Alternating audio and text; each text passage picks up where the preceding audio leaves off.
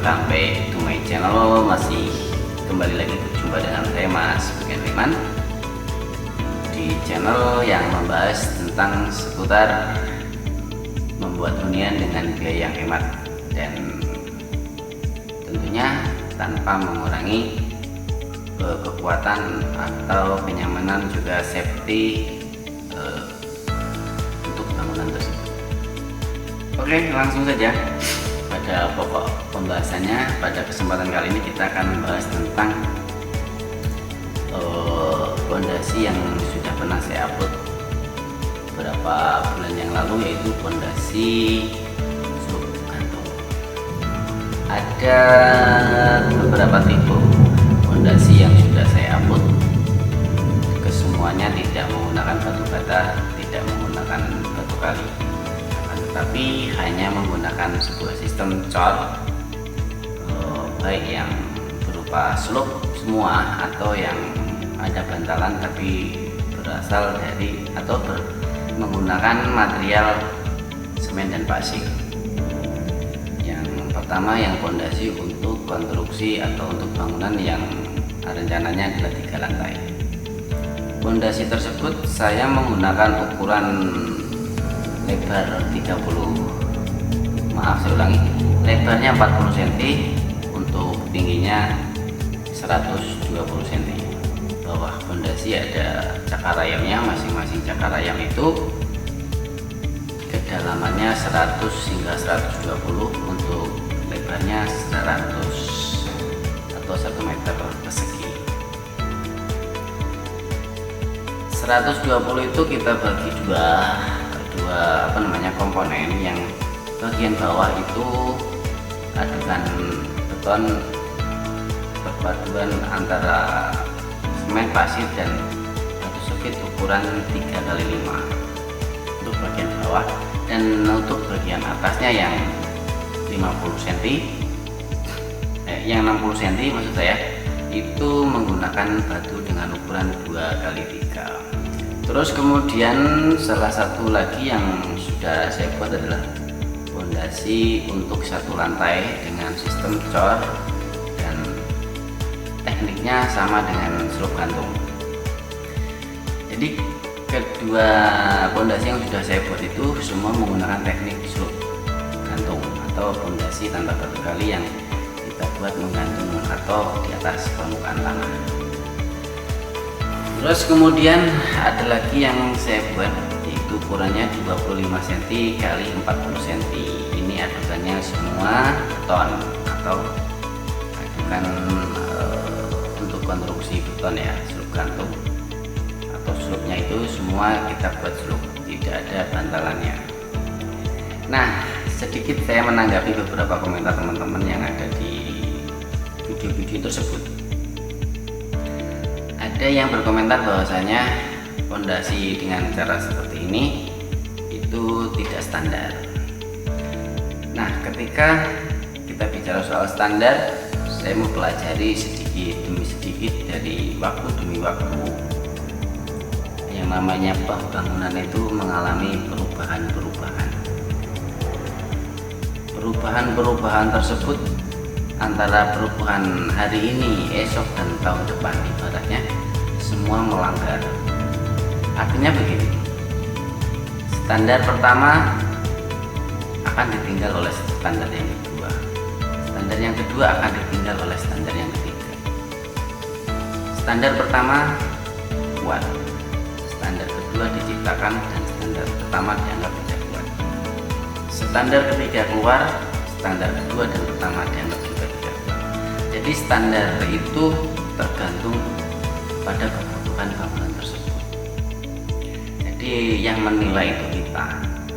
Jadi membuat sesuatu bangunan itu harus kita pelajari bagaimana bangunan itu nantinya akan dibuat seperti apa, lalu kita tentukan dari awal. Jadi kita itu banyak yang mengalami kesulitan dalam membangun rumah itu karena kita tidak menyesuaikan bangunan itu keperuntukan dari bangunan tersebut.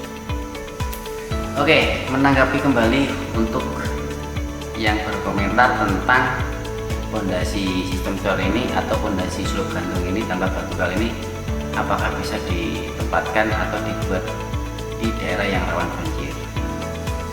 Daerah rawan banjir itu sama dengan daerah rendah ya.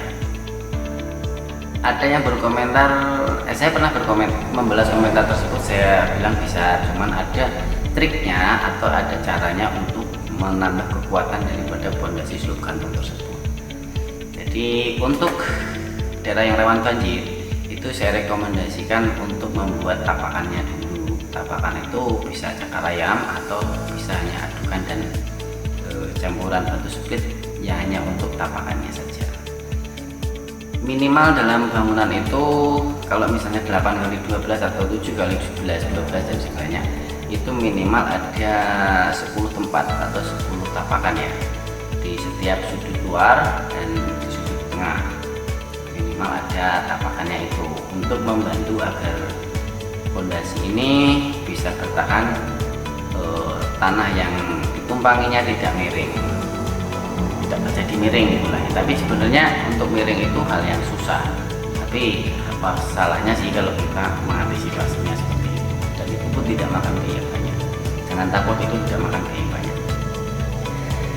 Terus ada yang berkomentar di bawah, ada yang berkomentar kalau ditaruh di tempat yang rawan banjir, rumah dengan sistem cor pondasi yang seperti saya lakukan pada yang slope gantung yang ukuran 25x40 itu bisa terseret banjir. Ya jawabannya begini, bisa saja terseret banjir, nggak ada yang nggak mungkin di dunia ini, semuanya serba mungkin.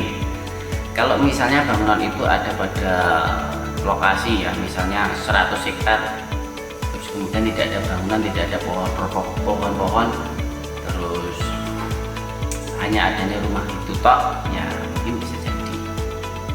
Kalau dia berdiri di atas tanah yang rawan banjir terus kemudian di situ banyak rumah, ya otomatis dia tidak akan tergeser.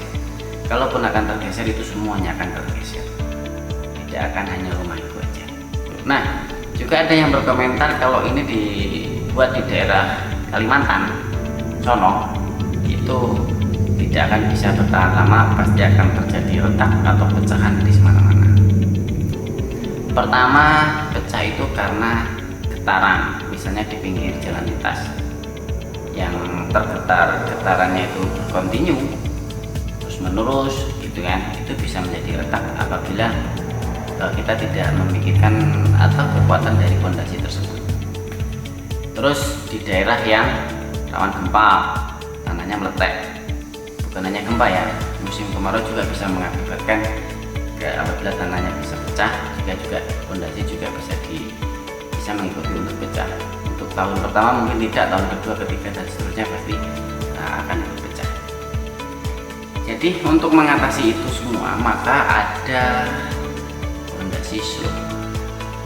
Jadi pondasi slope itu bukan dicetuskan oleh tukang-tukang ecek-ecek, enggak. Mereka yang sudah berpengalaman, mereka yang sudah punya ilmunya akan membuat pondasi slope. Gitu. Sementara kita menggunakan pondasi batu bata, bataku atau batu kali, tetap pada ujungnya di atasnya adalah slope. Kekuatannya itu di slope itu. Sementara batu bata, batu kali itu sebagai peninggi konstruksi pondasi. Standar itu kan berbeda-beda karena konstruksi bangunan semakin hari semakin berkembang, semakin hari semakin banyak lagi trik-trik atau cara-cara yang timbul, cara-cara yang ada. Maka kita sebagai masyarakat awam atau masyarakat yang kurang banyak banyak pengalamannya, kita tentunya harus mengosongkan diri. Ibarat gelas, kita buang dulu isinya, kita terima air-air yang baru, ilmu-ilmu baru, supaya kita tidak tertinggal. Karena itu tadi, semua itu ada caranya. Kita pelajari dulu, pertama adalah tanahnya. Nah sedikit trik bocoran untuk mengukur tanah. Jadi slope gantung itu tetap gali loh ya, gali tapi enggak banyak, jadi tergantung kondisi tanah di masing-masing tempat. Caranya seperti ini, kalau misalnya kita itu mau memondasi di suatu titik, kita siapkan air 1 ember atau kurang lebih 30-40 liter ya. kemudian kita tumpahkan pada satu titik yang sudah kita bikin. Misalnya kita korek dulu ya, kita buang sedikit tanahnya yang bagian atas, sedikit aja, yang agar air itu ketika ditumpahkan tidak melebar kemana-mana. Kita tunggu sampai 2 jam kemudian. Kalau dia masuknya 1 jengkal ya kita kali 1 jengkal, kalau dia masuknya 4 jengkal ya kita kali 4 jengkal. Tapi tidak mungkin masuknya itu paling cuma 2 jengkal. Kenapa itu dilakukan seperti itu? Ini sebetulnya tes yang dirahasiakan oleh beberapa arsitek, atau tes yang dirahasiakan sebetulnya. Tes sederhana yang mereka bisa menjualnya mahal. Trik ini saya bocorkan di sini. Ini trik yang paling sering digunakan adalah seperti itu. Jadi air ditumpahkan di situ, kemudian di situ dalam jangka waktu 2 jam sampai mana air itu meresap. Kalau misalnya yang meresapnya 1 jengkal ya digalinya cuma 1 jengkal. Itu untuk seluk gantung itu sebenarnya seperti itu caranya. Bukan lalu di atas tanah telak itu, enggak loh. Ada caranya. Caranya seperti itu tadi. Oke, demikian kurang lebihnya sedikit penjelasan tentang atau menanggapi beberapa pendapat tentang perbedaan atau kontroversi tentang seluk gantung. Terima kasih. Salam jumpa kembali nanti. Sekian dulu penjelasannya, yang kurang paham nanti kita sambung lagi di lain kesempatan.